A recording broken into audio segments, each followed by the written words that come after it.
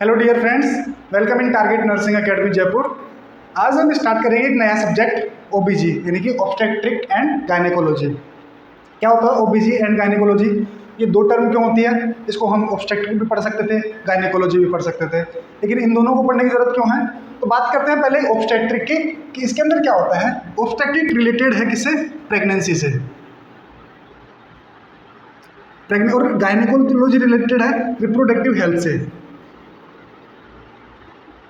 इसका मतलब क्या है कि एक मदर की जो हेल्थ है, यानी कि एक मदर फीमेल रिप्रोडक्टिव सिस्टम जो होता है, फीमेल रिप्रोडक्टिव सिस्टम, उसके अंदर जितने भी ऑर्गन आते हैं उनकी स्टडी हम किसके अंदर करते हैं? इसके अंदर, गायनेकोलॉजी के अंदर। यानी कि हमने बात की थी कि हम जब फर्स्ट ईयर के अंदर एनाटॉमी पढ़ते हैं तो उसमें हम केवल मेल रिप्रोडक्टिव सिस्टम को पढ़ते हैं। क्यों? क्योंकि हमें वहाँ पे क्या होता है कि जो फीमेल रिप्रोडक्टिव सिस्टम है उसको अलग से पढ़ने की जरूरत होती है, और उसको जो हम पढ़ते हैं वो गायनेकोलॉजी के अंदर पढ़ते हैं। इसके अंदर क्या होगा कि फीमेल रिप्रोडक्टिव सिस्टम में इसकी एनाफीजियो, इसकी डिजीज, इसका डायग्नोसिस, इसका ट्रीटमेंट, ये सारा हम किसके अंदर पढ़ते हैं? सारा गायनेकोलॉजी के अंदर पढ़ते हैं। यानी कि फीमेल रिप्रोडक्टिव की जो भी प्रॉब्लम्स हैं, डिजीज रिलेटेड प्रॉब्लम्स हैं, वो सारी किसके अंदर पढ़ते हैं? हम गायनेकोलॉजी के अंदर। ऑब्स्टेट्रिक के अंदर क्या पढ़ते हैं कि प्रेगनेंसी, यानी कि हम इसमें क्या करेंगे कि कंसीव से लेकर और पोस्टमार्टम पीरियड जो होता है, पोस्टमार्टम पीरियड, वहाँ तक हम क्या करते हैं? हम ऑब्स्टेट्रिक की स्टडी करते हैं। अब ये कंसीव क्या होता है, पोस्टमार्टम पीरियड क्या होता है, इन सब की हम डिटेल वही सारा इस क्लास के अंदर पढ़ेंगे। तो सबसे पहले बात करते हैं कि ऑब्स्टेट्रिक और गायनेकोलॉजी जो है, इसका फादर कौन है, यानी कि फादर कौन है इसका? तो इसका फादर हमारा है फादर जेम्स मैरियन सिम्स। तो father of OBG is known as James Marion Sims. तो इसको हम क्या बोलते हैं कि इसके पिताजी हैं, इसके जनक हैं। इन्होंने क्या किया था कि जो हमारी क्रिटिकल डिलीवरीज थी, जो सिजेरियन सेक्शंस थे, वो इन्होंने क्या किए थे? डिस्कवर किए थे। ये क्या थे? एक फिजिशियन थे, एक सर्जन थे। तो इन्होंने सबसे पहले क्रिटिकल डिलीवरीज को करवाया था, इसलिए हम इसको क्या बोलते हैं? Father of OBG. यानी कि ओबीजी का फादर कौन है? James Marion Sims. तो ये था हमारा ऑब्स्टेट्रिक एंड गायनेकोलॉजी। अब बात करते हैं कि जो हमारी ओबीजी है, हम ओबीजी को कब पढ़ सकते हैं? बात करते हैं ऑब्स्टेट्रिक की। तो ऑब्स्टेट्रिक को हम जब पढ़ सकते हैं जब हमारा फर्टिलाइजेशन हो। और फर्टिलाइजेशन क्या होता है? फर्टिलाइजेशन का मतलब होता है कि जब एक स्पर्म और एक ओवम आपस में मिले, तब जाके हमारी क्या होती है? ऑब्स्टेट्रिक स्टार्ट होती है। यानी कि हमें ये पढ़ने के लिए हमें सबसे पहले क्या पढ़ना होगा कि इसका फॉर्मेशन कैसा होता है, इसका फॉर्मेशन कैसे होता है। यानी कि पहले हमें ओवम का फॉर्मेशन करवाना है, फिर हमें स्पर्म का फॉर्मेशन करवाना है। उसके बाद में कि ओवम रिलीज कब होता है, स्पर्म रिलीज कब होता है, इसके बारे में देखना है। तो जो ओवम रिलीज होता है, ओवम जो फॉर्मेशन होता है, उस प्रोसेस को बोलते हैं oogenesis, और जो स्पर्म रिलीज होता है इसको हम बोलते हैं स्पर्मेटोजेनेसिस। स्पर्मेटोजेनेसिस और oogenesis। अब हम बात करते हैं सबसे पहले कि oogenesis के बारे में, कि जो हमारा oogenesis है वो कैसे होता है, इसके अंदर कौन कौन सी फेजेस होती है, और ये ओवम जो होता है वो हमारी मेंस्ट्रुअल साइकिल में कब रिलीज होता है, इसके बारे में हम बात करते हैं। तो सबसे पहले हम बात करते हैं oogenesis की।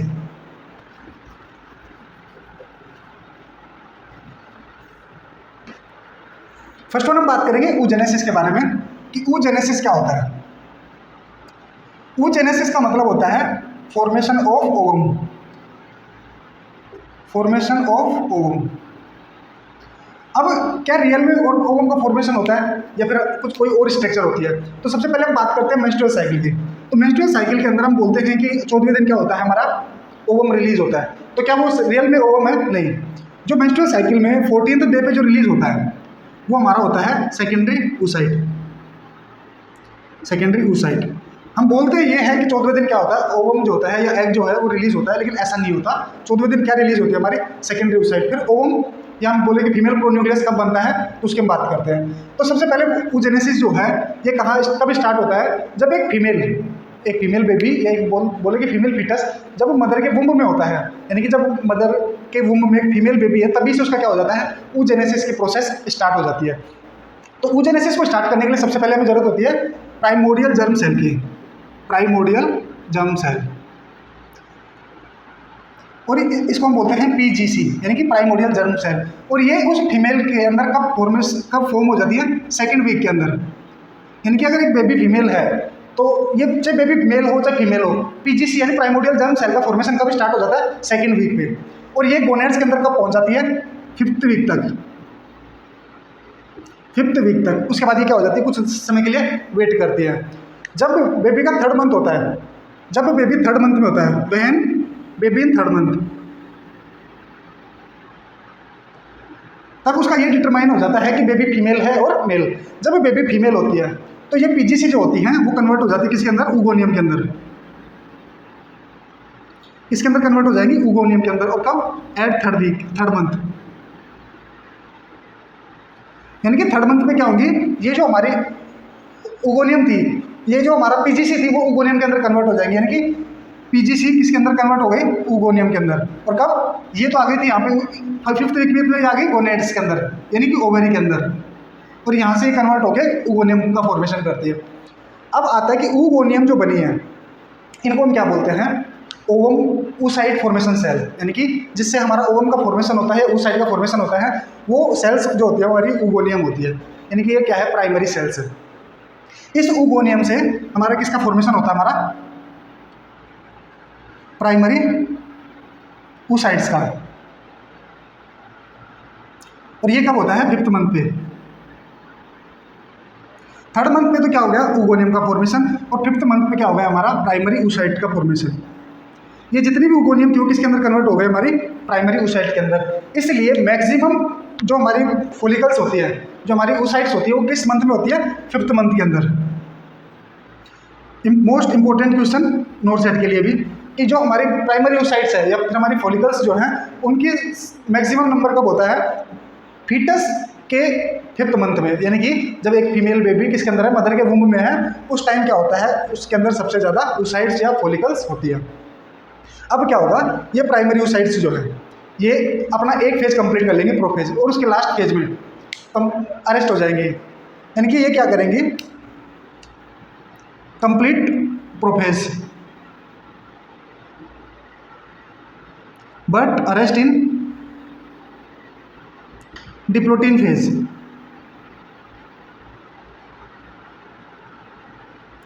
और ये क्या करेंगे? यहाँ पे आके डिप्लोटिन फेज के अंदर अटक जाएंगे। अब ये जो जिस फेज के अंदर ये अटकती है, जिस फेज के अंदर ये अटकती है या रुक जाती है, इसको हम बोलते हैं जी0 फेज के अंदर ये चली जाती है। इसको हम बोलते हैं डिक्टिएट फेज। डिक्टिएट फेज। कौन सी फेज बोलेंगे इसको? डिक्टिएट फेज। डिक्टिएट फेज का मतलब क्या हो गया? Arresting phase. यानी कि यहाँ पे जो अरेस्ट हुई है, अरेस्ट का मतलब क्या हो गया? कि ये जो प्राइमरी oocytes थी, जब प्रोफेज डिवीजन कर रही होती है, मतलब डिवाइड कर रही होती है, तो उस टाइम ये इसके अंदर रुक जाती है, डिप्लोटिन फेज के अंदर। और किसकी? प्रोफेज फर्स्ट की डिप्लोटिन फेज जो होती है उसके अंदर। डिप्लोटिन उसकी लास्ट फेज होती है। उसके अंदर आगे ये जी0 जो जी0 या जी0 फेज है उसके अंदर चली जाएंगी, या रेस्टिंग फेज में चली जाएंगी, जिसको हम बोलते हैं डिक्टिएट फेज। अब क्या होगा कि ये डिक्टिएट फेज में रहेंगी और ये कब खुलेगी? तो ये जो डिक्टिएट फेज है ये कब खुलती है? जब हमारी बेबी, जो हमारी बेबी गर्ल थी, वो बोर्न होगी, वो बोर्न के बाद वो प्यूबर्टी तक चली जाएगी। उसके बाद क्या होगी? ये जो फेज है ये रिलीज होगी। फर्स्ट वन हमने बात की पीजीसी की, प्राइमोडियल जर्म सेल के। प्राइमोडियल जर्म सेल से क्या बना हमारा? ऊगोनियम। ऊगोनियम से हमारा क्या बना? Primary oocytes। और प्राइमरी oocyte से क्या बना हमारा? अभी इसके बाद में ये किस में अटक गई थी? डिप्लोटिन फेज में, अरेस्ट फेज। और अरेस्ट किस फेज में हुई थी? डिप्लोटिन। अगर डिप्लोटिन नहीं हो तो उसके अंदर ऑप्शन में होगा प्रोफेज फर्स्ट, यानी प्रोफेज फर्स्ट के अंदर। अब ये क्या करेगी? ये तो थी हमारी जब बेबी किसके अंदर है? फीटस है, इन फीटल स्टेज। यानी कि जब कब है बेबी? कब है? मदर के वूम्ब के अंदर है। अब आगे जो प्रोसेस स्टार्ट होगी वो प्यूबर्टी से स्टार्ट होगी, एट प्यूबर्टी। प्यूबर्टी पे क्या होगा? ये जो अरेस्ट फेज थी, प्राइमरी oocytes थी, ये क्या करेंगे? Complete meiosis first. ये जो मियोसिस फर्स्ट हो रहा था, इसके अंदर ये क्या करेंगे? कंप्लीट करेंगे। और उसके बाद में किसका फॉर्मेशन करेंगे? सेकेंडरी oocyte का। किसका फॉर्मेशन करेंगे? सेकेंडरी oocyte का। अब सेकेंडरी ओसाइट जब बनती है तो इसके साथ में क्या बनती है, प्लस में एक पोलर बॉडी बनती है। ये क्या बनेगी, पोलर बॉडी। प्राइमरी ओसाइट ने प्यूबर्टी पे क्या बना लिया, सेकेंडरी ओसाइट। प्यूबर्टी क्या होती है, जिस एज में फीमेल्स के सेकेंडरी सेक्सुअल कैरेक्टरिस्टिक्स आना स्टार्ट हो जाते हैं, और वो किसकी वजह से होते हैं, हमारे प्रोजेस्टेरोन और एस्ट्रोजन की वजह से। उस टाइम क्या होता है कि हमारा सेकेंडरी ओसाइट का फॉर्मेशन होता है और एक पोलर बॉडी का फॉर्मेशन होता है। अब ये आता है कि ये सेकेंडरी ओसाइट जो होती है, ये सेकेंडरी ओसाइट हमारी मेंस्ट्रुअल साइकिल के 14th डे पे, मेंस्ट्रुअल साइकिल के 14th डे पे रिलीज होती है। वो क्या रिलीज होगी, सेकेंडरी ओसाइट। कब, जब हमारी मेंस्ट्रुअल साइकिल का कौन सा डे होगा, 14वां दिन। अब उसके बाद क्या होगा, इसके अंदर डिवीजन स्टार्ट होगा। इसके अंदर क्या स्टार्ट होगा, मियोसिस सेकेंड। क्योंकि इस स्टेज के अंदर आके तो स्पर्म इसको वो नहीं कर सकता, इसलिए इसके अंदर और भी ज़्यादा क्लीवेज स्टार्ट होते हैं या डिवीजन स्टार्ट होती है, और ये मियोसिस सेकेंड में चली जाती है। लेकिन ये फिर क्या होगी, अरेस्ट इन मेटाफेज। और ये किसके अंदर अरेस्ट हो जाएगी, मेटाफेज के अंदर। लेकिन इस बार ये तो कितने लंबे टाइम के लिए थे कि प्यूबर्टी तक बेबी आ रहे हैं। इसके अंदर क्या होगा कि मेटाफेज के अंदर 24 आवर्स। अब क्या होगा, ये 24 आवर्स के लिए अरेस्ट होगी। ये 24 आवर्स के लिए क्यों अरेस्ट हुई, अब ये वेट करती है यहाँ पे कि सेकेंडरी ओसाइट से क्या आके मिले, स्पर्म आके मिले। अब इसमें दो कॉन्सिक्वेंस है कि एक तो इसको स्पर्म मिल जाए, दूसरा इसको स्पर्म नहीं मिले। तो क्या होगा कि जब इसको स्पर्म मिल जाए उस टाइम क्या होगा कि इसको मैं आगे यहाँ से लिखता हूँ कि सेकेंडरी ओसाइट, दो कंडीशन है, या तो इसको स्पर्म प्रेजेंट हो या इसमें स्पर्म एब्सेंट हो। अगर इसके अंदर स्पर्म प्रेजेंट हुआ, स्पर्म प्रेजेंट होते तो इसके अंदर क्या होगा, फर्टिलाइजेशन होगा। और अगर फर्टिलाइजेशन होगा तो ये क्या बनाएगी, ओवम प्लस में second polar body. Second polar body plus में क्या बनाएगी, ओवम। और ये जो ओवम होता है ये हमारा क्या होता है, फिर इम्प्लांट होता है। ये ओवम क्या होगा, इम्प्लांट होगा। अगर क्या होता है कि ये सेकेंडरी ओसाइट, अगर इसको स्पर्म नहीं मिलता है, तो स्पर्म नहीं मिलेगा तो ये क्या होगा, सेड अप हो जाएगी, सेड ऑफ एट डे 28। यानी कि 28 जब दिन कंप्लीट होंगे जैसे मेंस्ट्रुअल साइकिल का, तो ये क्या होगी, हमारी सेकेंडरी ओसाइट जो है ये क्या होगी, हमारी डिस्ट्रॉय हो जाएगी। तो ये था हमारा क्या, oogenesis। oogenesis में हमने क्या बात की कि प्राइमोर्डियल गर्भ सेल होती है, और ये कब आती है, हमारी 5th वीक के अंदर गोनेड्स के अंदर आती है। ओगोनियम हमारी 3rd मंथ के अंदर बनती है, और 5th मंथ के अंदर क्या होता है, हमारा प्राइमरी ओसाइट बनती है। उसके बाद में अरेस्ट फेज में चली जाती है, जो प्रोपेस्ट फर्स्ट की डिप्लोटिन फेज के अंदर होता है। फिर ये जब प्यूबर्टी पे होता है तो प्यूबर्टी के ऊपर क्या करता है, अपनी जो मियोसिस फर्स्ट है इसको कंप्लीट करता है। मियोसिस फर्स्ट जैसे कंप्लीट होगी तो सेकेंडरी ओसाइट बनेगी, एक पोलर बॉडी बनेगी। एक पोलर बॉडी बनी, उसके बाद में क्या होगा, सेकेंडरी ओसाइट दोबारा मियोसिस सेकंड के अंदर जाएगी। ये मियोसिस सेकंड कंप्लीट नहीं होगा और ये किसमें अरेस्ट हो जाएगी, मेटाफेज के अंदर। और कितनी देर के लिए, 24 घंटे के लिए। अगर इसको स्पर्म मिलता है, स्पर्म मिलता है तो ये क्या होगा, यहाँ पे complete meiosis second, complete meiosis second, ये अपने मियोसिस सेकंड को कंप्लीट करेगी। और ये कब कंप्लीट करेगी, जब इसको स्पर्म मिल जाएगा उसके बाद। और क्या होगा, फर्टिलाइजेशन होगा, और किसका फॉर्मेशन करेगी, ओवम का और सेकंड पोलर बॉडी का। तो ये फेज थी हमारी oogenesis। तो oogenesis के अंदर क्या होता है, हमारा ओवम का फॉर्मेशन होता है। और ओवम का फॉर्मेशन कब होता है, आफ्टर फर्टिलाइजेशन। नेक्स्ट वन हम बात करेंगे स्पर्मेटोजेनेसिस की, कि स्पर्मेटोजेनेसिस में स्पर्म का फॉर्मेशन कैसे होता है। तो स्पर्मेटोजेनेसिस,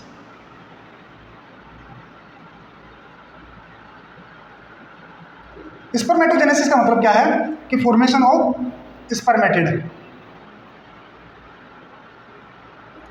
फॉर्मेशन ऑफ स्पर्म या स्पर्मेटिड। स्पर्म क्या होता है, एक फीमेल गैमेट्स है, वो मेल गैमेट्स है, और मेल गैमेट्स क्या है, स्पर्म, और फीमेल गैमेट्स ओवम। जब स्पर्म किसके पास जाता है, ओवम के पास या सेकेंडरी ओसाइट के पास, उसके बाद फर्टिलाइजेशन होता है। और फर्टिलाइजेशन के बाद क्या होता है, हमारा जो बेबी है उसका फॉर्मेशन होता है, इम्प्लांटेशन होता है। अब आता है कि जो स्पर्म का प्रोडक्शन है वो कैसे होता है। सबसे पहले हमारा क्या होता है, वही पीजीसी, प्राइमोर्डियल जर्म सेल। ये प्राइमोर्डियल जर्म सेल क्या करती है, हमारी जो सेकेंड वीक के अंदर किससे ब्लास्ट जर्म किससे फॉर्म होती है, एपीब्लास्ट से। सेकेंड वीक से 5th वीक में किस में चली जाएंगी, टेस्टिस के अंदर। वहाँ पे कहाँ जा रही थी, ओवरी के अंदर। तो ये पीजीसी जैसे ही कहाँ पे चली जाएंगी, हमारी टेस्टिस के अंदर, कहाँ पे 5th वीक के अंदर। और किसका फॉर्मेशन करेगी, स्पर्मेटोगोनियम का। स्पर्मेटोगोनियम। स्पर्मेटोगोनियम में जाने के बाद ये क्या करेंगे, किसका फॉर्मेशन करेंगे, प्राइमरी स्पर्मेटोसाइट्स का। ये प्राइमरी स्पर्मेटोसाइट का फॉर्मेशन करेंगे। अब क्या होगा, प्राइमरी स्पर्मेटोसाइट, इसके अंदर क्या होगा, मियोसिस फर्स्ट होगा, मियोसिस फर्स्ट। अब इस मियोसिस फर्स्ट की वजह से ये किस में कन्वर्ट हो जाएंगे, सेकेंडरी oocyte के अंदर, सेकेंडरी स्पर्मेटोसाइट के अंदर, सॉरी सेकेंडरी स्पर्मेटोसाइट। अब ये क्या हो गया, किस में कन्वर्ट हो गया, सेकेंडरी स्पर्मेटोसाइट के अंदर। ये सेकेंडरी स्पर्मेटोसाइट अगेन डिवाइड होगी और ये किसका फॉर्मेशन करेगी, स्पर्मेटिड का। और ये किसके, इसके अंदर क्या होगा, मियोसिस सेकेंड। इससे क्या हो गया, स्पर्मेटिड का फॉर्मेशन हो गया। ये स्पर्मेटिड जो होते हैं ये इमैच्योर होते हैं। कैसे होते हैं, इमैच्योर। अब धीरे धीरे इसके अंदर क्या होता है, फिजियोलॉजिकल चेंजेस होते हैं। इसके अंदर आगे कोई डिवीजन नहीं होता, इसके बाद इसके अंदर क्या होता है, फिजियोलॉजिकल चेंजेस होते हैं और जिसको हम, और फिर ये कन्वर्ट हो जाता है किसके अंदर, स्पर्म के अंदर। और एटलीस्ट क्या बनाते हैं, स्पर्म बनाते हैं। इसके अंदर ये जो स्पर्मेटिड से और इसके अंदर क्या होता है, no division, only physiological changes.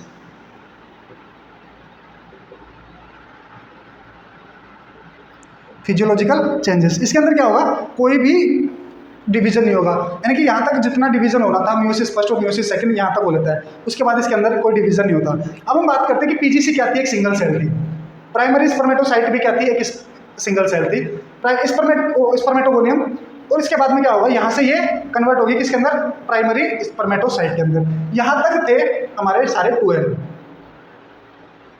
उसके बाद में क्या होगा हमारा, ये इसके अंदर कन्वर्ट होगी और ये 2 सेल्स बनाएगी। और ये जब 2 सेल्स बनेंगी तो इसके अंदर क्या होगा, NN। इन सेल्स के बाद में सेकेंडरी स्पर्मेटोसाइट भी जब डिवीजन करती है तो ये भी क्या बनाएगी हमारी, 1 से 2 सेल्स बनेंगी, NN। यानी कि अब सेकेंडरी, ये तो हमारा था प्राइमरी स्पर्म, ये तो मियोसिस हमारा फर्स्ट और ये हमारा मियोसिस सेकेंड। यानी कि ये तो क्या थी हमारी स्पर्मेटोसाइट। स्पर्मेटोसाइट, एक स्पर्मेटोसाइट से हमारे कितने स्पर्मेटिड का फॉर्मेशन हुआ, 4 का। और इन्हीं से फिर जब इनके अंदर फिजियोलॉजिकल मैच्योरेशन होता है तो ये किसका फॉर्मेशन करती है, हमारा स्पर्म का। तो एक स्पर्मेटोसाइट से कितने स्पर्म का फॉर्मेशन होता है, 4 स्पर्म का। यानी कि 1 से कितने का, 4 का। यानी कि और उसके अंदर oogenesis के अंदर एक जो हमारी oocyte थी उससे किसका फॉर्मेशन हो रहा था, केवल 1 ओवम का और 2 पोलर बॉडी का फॉर्मेशन हो रहा था। तो ये था हमारा स्पर्मेटोसाइट। ये जो पूरी प्रोसेस है, यहां से और यहां तक की जो पूरी प्रोसेस है,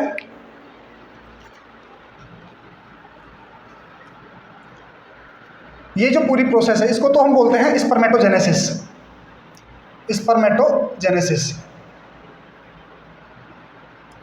उसके अलावा जो स्पर्म से और इसके अंदर कन्वर्ट होने की जो फिजियोलॉजिकल मैच्योरेशन की जो प्रोसेस है इसको हम बोलते हैं स्पर्मियोजेनेसिस। स्पर्मियोजेनेसिस यानी केवल स्पर्म का क्या होता है, इसमें फिजिकल चेंजेस होता है, फिजिकल मैच्योरेशन होता है। और स्पर्म इसके बाद में भी क्या होता है, यहाँ से ये जो स्पर्म होता है इमोबाइल और इमोटाइल होता है, यानी कि ना तो ये चल सकता है और ना ये मूव कर सकता है। तो इसके बाद में क्या होता है, ये इसका जो मैच्योरेशन होता है वो किसके अंदर होता है, हमारा एपिडिडाइमस के अंदर। एपिडिडाइमस के अंदर नोट दिस पॉइंट कि इसका मैच्योरेशन कहाँ पे होता है, एपिडिडाइमस के अंदर, किसका, स्पर्म का। तो ये था हमारा स्पर्मेटोजेनेसिस कि स्पर्म का फॉर्मेशन कैसे होता है। प्राइमरी सेल्स स्पर्मेटोगोनियम, स्पर्मेटोगोनियम से हमारे स्पर्म का फॉर्मेशन इस भांति होता है, जिसके अंदर 2 डिवीजन होते हैं, मियोसिस फर्स्ट और मियोसिस सेकंड। दूसरी बात ये नोट करके लिख लेना कि इसके अंदर कोई भी डिक्टिएट फेज नहीं होती, इसके अंदर no dictyate phase present, no dictyate phase present. सारी डिक्टिएट फेज की, इसके अंदर कोई भी डिक्टिएट फेज नहीं होती। एक बार अगर स्पर्म का फॉर्मेशन स्टार्ट हो गया तो कंप्लीट स्पर्म का प्रोडक्शन होगा, ये कहीं बीच में रुकेगा नहीं, झुकेगा नहीं, पुष्पा कहीं झुकेगा नहीं साला, तो उसके बाद ये कहीं रुकेगा भी नहीं, है ना। दूसरा स्टार्ट कब होता है, ये प्यूबर्टी पे, स्टार्ट एट प्यूबर्टी। इसका जब बेबी वूम के अंदर होता है तब इस स्पर्मेटोजेनेसिस का कोई रोल नहीं होता। इसका कहीं भी कोई रोल नहीं होता, ये स्टार्ट ही प्यूबर्टी पे होता है। और किसके इन्फ्लुएंस में होता है? टेस्टोस्टेरोन के। टेस्टोस्टेरोन के इन्फ्लुएंस में इसका क्या होता है? प्रोडक्शन होता है। दूसरी बात ये कि जो इसका फॉर्मेशन होता है वो किसके अंदर होता है? सेमिनिफेरस ट्यूब्यूल्स के अंदर। सेमिनिफेरस ट्यूब्यूल्स कहाँ प्रेजेंट होती हैं? टेस्टिस के अंदर। टेस्टिस के अंदर क्या प्रेजेंट होती है? हमारी सेमिनिफेरस ट्यूब्यूल्स के। तो ये था हमारा टेस्ट स्पर्मेटोजेनेसिस के बारे में। तो ये आज की क्लास बेसिक यहीं तक। सारी क्लासें इसी तरीके से हमारी रिटर्न थ्योरी होगी। तो यहाँ तक देखने के लिए थैंक यू सो मच।